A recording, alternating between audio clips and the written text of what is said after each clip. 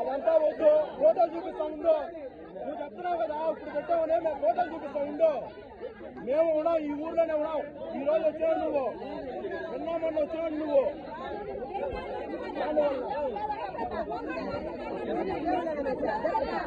ఇప్పుడు బిడారంట గొడ్డు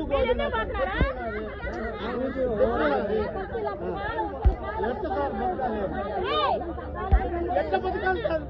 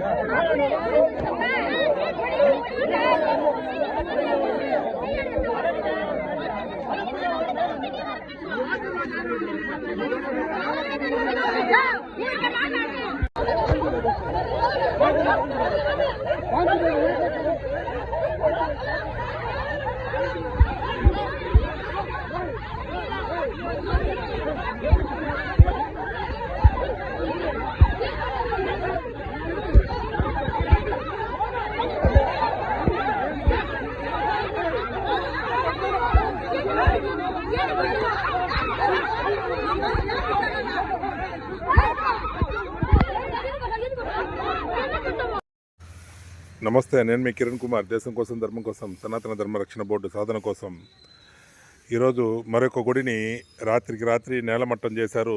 నికృష్టులు, నీచులు. వీళ్ళని ఏమనాలో అర్థం కావడం లేదు. తిరుచానూరు కలెక్టర్ ఆఫీసు పక్కన దామినేడు దగ్గర ఉన్నటువంటి నాగాలమ్మ టెంపుల్ ఏదైతే ఉందో దాన్ని సమూలంగా ఏ విధంగా చూడండి, ఆనవాళ్ళు లేకుండా జేసీబీలతో మొత్తం గోడలు గీడలు అన్నీ లేపేసి ఎంత నీచంగా దీన్ని తీసేశారు.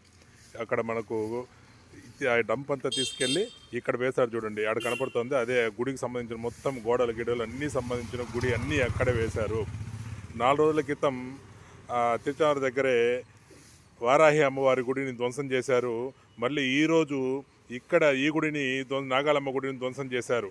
వీళ్ళు మనుషులేనా అని అడుగుతున్నా. భారతదేశంలో సనాతన ధర్మానికి మూల బిందువులైనటువంటి నాగాలమ్మ గుడిని, వారాహమ్మ గుడుల్ని, ఈ విధంగా గుడుల్ని సమూలంగా నాశనం చేస్తున్నటువంటి వీరు తీవ్రవాదుల కన్నా నీచమైన వాళ్ళు. వీరి మీద మొన్న జరిగినటువంటి వారాహి గుడికి ధ్వంసానికి కారణమైన యదవల్ని అరెస్ట్ చేసి లోపలేసింటే ఈరోజు ఈ దాష్టికం జరిగేది కాదు కదా.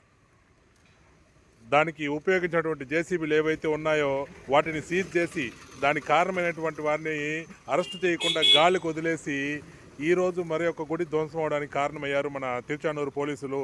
ఇది చాలా అన్యాయం, తీవ్రమైనటువంటి నేరం. ఇది కూటమి ప్రభుత్వం మీరు కూల్చేస్తున్నారు, సనాతన ధర్మాన్ని కూల్చేస్తున్నారు. కూటమి ప్రభుత్వం వల్ల బాగుపడుతుంది అనుకున్నాం, కానీ ఈ విధంగా సనాతన ధర్మం కూలిపోతుంది, నాశనం చేయడానికే అనే దీంట్లో మీరు కనపడుతున్నారంటే చాలా బాధాకరంగా ఉంది. ప్రజలారా ఒక్కసారి ఆలోచించండి, నిద్ర లేవండి. ఇంకైనా హిందువులారా నాకెందుకులా అని మీరు ఎవరికి వారు విడిగా ఉంటే ఈ విధంగా సమూలంగా మన ధర్మాన్ని, మన సనాతన విలువల్ని సమూలంగా నాశనం చేయడానికి నికృష్టులు తయారయ్యారు.